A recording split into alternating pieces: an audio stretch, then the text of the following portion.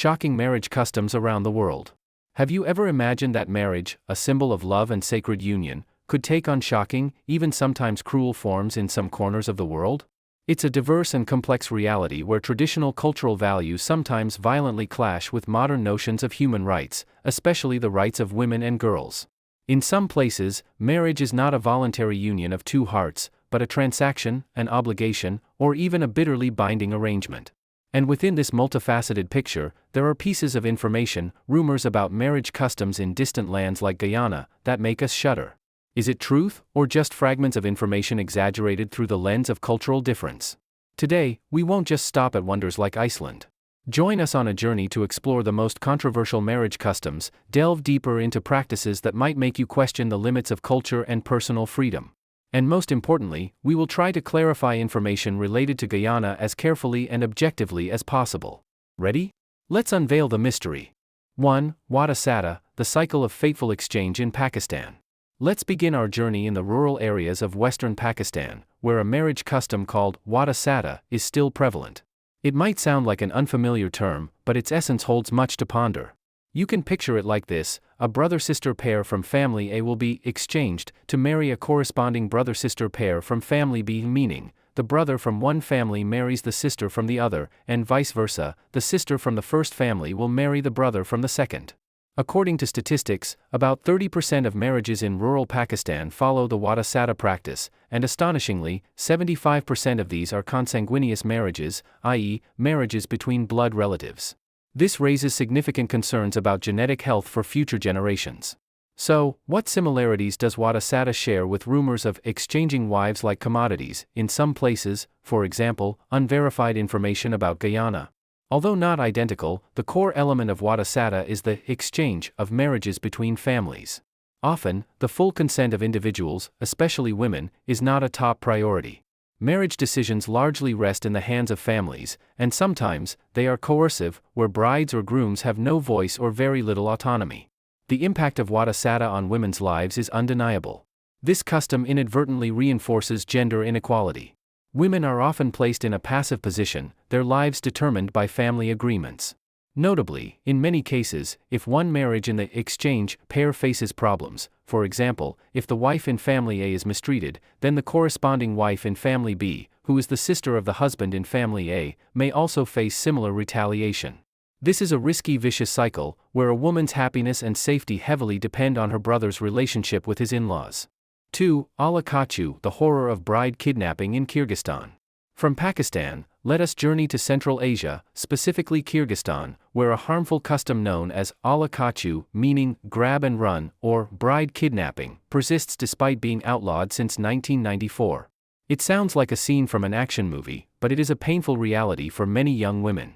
How does this custom unfold?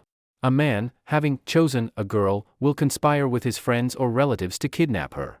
They might ambush her on her way to school, work, or even storm into her home. After capturing her, the girl is taken to the man's house, and his family will try to persuade, even pressure, her to agree to the marriage. Sadly, in many cases, this consent is obtained because the girl is detained, threatened, or worse, raped, leaving her with no other choice but to accept the marriage to preserve her honor and that of her family. Once a girl has stayed overnight in the man's house, whether voluntarily or not, traditional views consider her no longer pure, making it difficult for her to return to her family or find another husband. Social pressure and the fear of stigmatization are invisible shackles binding women to unwanted marriages. Although the Kyrgyz government has made efforts to eradicate Ala Kachu, with legal penalties in place, enforcement remains challenging. This harmful custom is deeply ingrained in the consciousness of a segment of the population, and sometimes, it is even falsely romanticized. The similarity with allegations of coercion in marriage in some places, including unverified information about Guyana, lies precisely in the complete absence of the woman's consent. The right to choose one's partner, the right to decide one's own future, is brutally snatched away. Ala Kachu is a painful testament to how tradition can sometimes become a chain, inflicting deep trauma on its victims. 3. Child marriage, a specter haunting girls, Niger, Bangladesh, and elsewhere. One of the most pressing global issues, directly related to forced marriage, is child marriage. Imagine, young girls who haven't even passed through childhood, who don't fully understand life, already burdened with the responsibilities of a wife, a mother. Niger, a West African nation, holds a grim record. It has the highest rate of child marriage in the world. Can you believe that up to 75% of girls in Niger marry before the age of 18? Many of them are forced into marriage by their families when they are just children, to reduce the family's economic burden or to strengthen family ties and alliances. Their lives are stolen, their educational futures cut short, and their physical and mental health severely threatened. Not far from Niger, in Bangladesh in South Asia, the situation is not much brighter. About 66% of girls in this country marry before the age of 18. Many marriages are forced, often accompanied by the dowry custom, where the bride's family must give gifts to the groom's family, or due to heavy cultural pressure to protect family honor. Girls are seen as a burden to be resolved quickly. This reality is also recorded in Guyana, where according to some statistics, up to 32% of girls marry before 18. While this figure is lower than in Niger or Bangladesh, it is still an alarming rate, showing that child marriage and forced marriage exist not only in Africa or Asia but also in Latin America and the Caribbean. The root causes often stem from ingrained gender inequality, the perception of women and girls as inferior to men, and economic hardships. In Guyana, some forms of cohabitation, like visiting relationships, where couples do not live together but maintain a relationship and have children, sometimes leave women and girls in precarious situations, lacking full legal protection, especially when the relationship began when the female was too young. The consequences of child marriage are devastating. Girls face higher risks of death during pregnancy and childbirth, are more susceptible to domestic violence, have limited opportunities for education and personal development, perpetuating a vicious cycle of poverty and inequality. 4. Bride price and the cost of women, India, South Sudan. In many cultures, marriage is not just the union of two people, but also a transaction between two families, where bride price or dowry plays a central role. However, when material value is placed above affection and free will, women can easily become commodities. In India, the dowry custom, gifts given by the bride's family to the groom's family, though long outlawed, persists stubbornly and causes untold tragedies. The pressure for dowry can lead to domestic violence, bride harassment, and even dowry deaths, tragic deaths of women who fail to meet dowry demands from the husband's family. According to statistics, in 2019 alone, over 3,500 women in India died due to dowry-related issues. This figure shows the severity of the problem, where a woman's value seems to be measured in material terms. Turning to Africa, in South Sudan, a young nation facing myriad challenges, forced marriage and child marriage are also often linked to the payment of bride price with livestock. A bride can be valued at tens, even hundreds of cows. Half of the girls aged 15 to 19 in South Sudan are married, and some are married off as young as 12. Families see marrying off their daughters early as a way to acquire more livestock and improve their economic situation, regardless of the child's future. The payment of bride price, in whatever form, when it becomes a pressure and a prerequisite for marriage, risks turning women into objects of negotiation and exchange.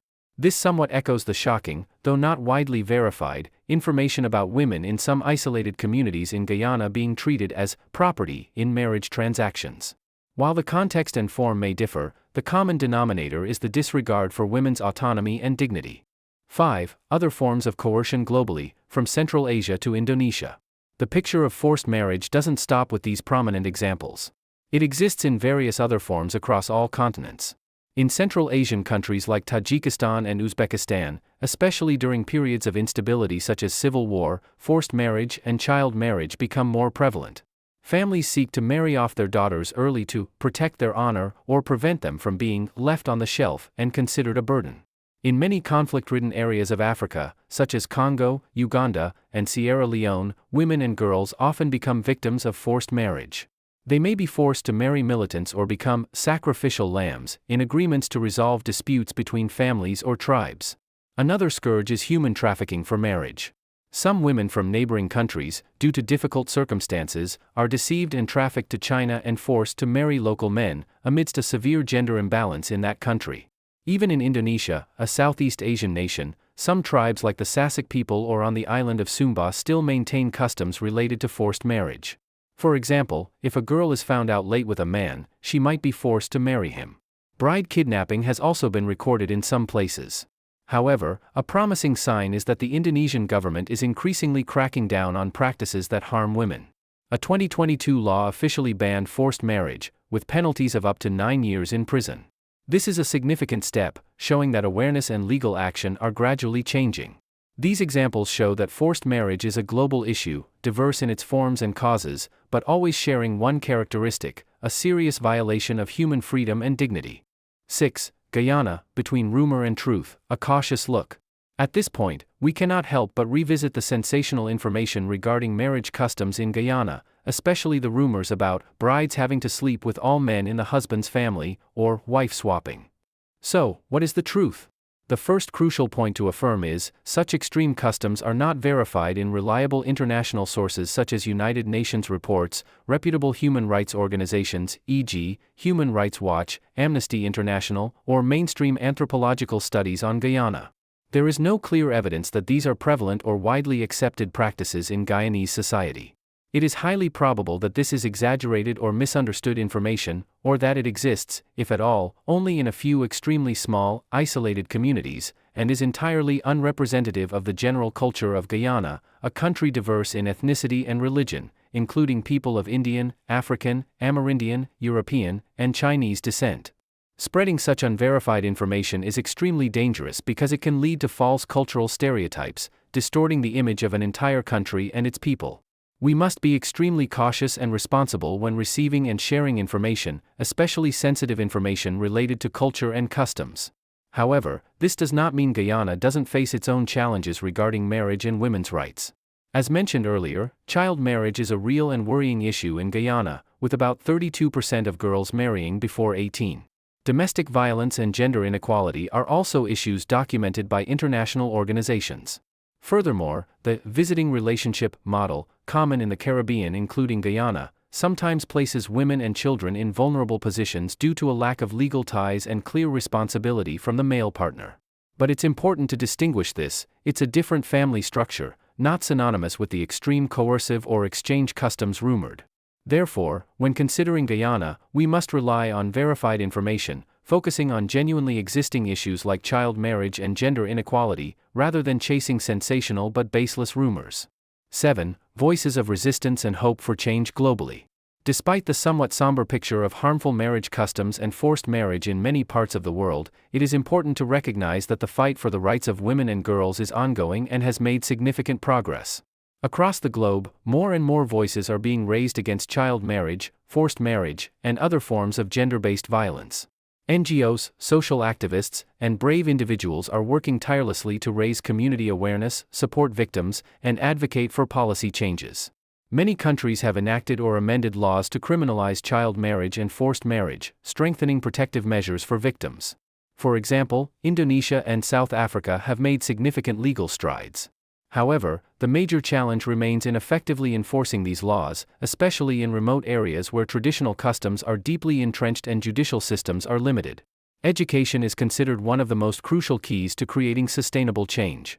Empowering girls through education, helping them understand their rights, and equipping them with knowledge and skills to determine their own futures is essential. Simultaneously, educating men and boys about gender equality and respect for women also plays a pivotal role. International cooperation is also vital. International conventions on human rights, children's rights, and the elimination of all forms of discrimination against women have created a common legal and moral framework for countries to act together. The fight against forced marriage and customs that violate human rights is a long and arduous journey. But with the collective efforts of the international community, the tireless work of activists, and a shift in awareness within each community, we have reason to hope for a future where every individual, especially women and girls, can live in freedom, safety, and with dignity. We have just explored a complex and sometimes shocking aspect of marriage customs around the world. From wada sada in Pakistan, ala kachu in Kyrgyzstan, to the scourge of child marriage in Niger, Bangladesh, and the pressures of dowry in India or bride price in South Sudan. We also tried to approach information related to Guyana cautiously and objectively, emphasizing the importance of verifying information and avoiding cultural prejudices. This journey shows that, however diverse cultures may be, fundamental human rights, the right to free choice, the right to live in safety and dignity, must always be universal values that are respected and protected. This prompts us to reflect more deeply on the role of tradition, the necessity of change, and the responsibility of each of us in building a more just and humane world. Thank you for joining us on this special journey. We hope the information shared has given you a new perspective, a deeper understanding of the challenges many people, especially women and girls, face in their pursuit of happiness and the right to be human. See you in our next explorations.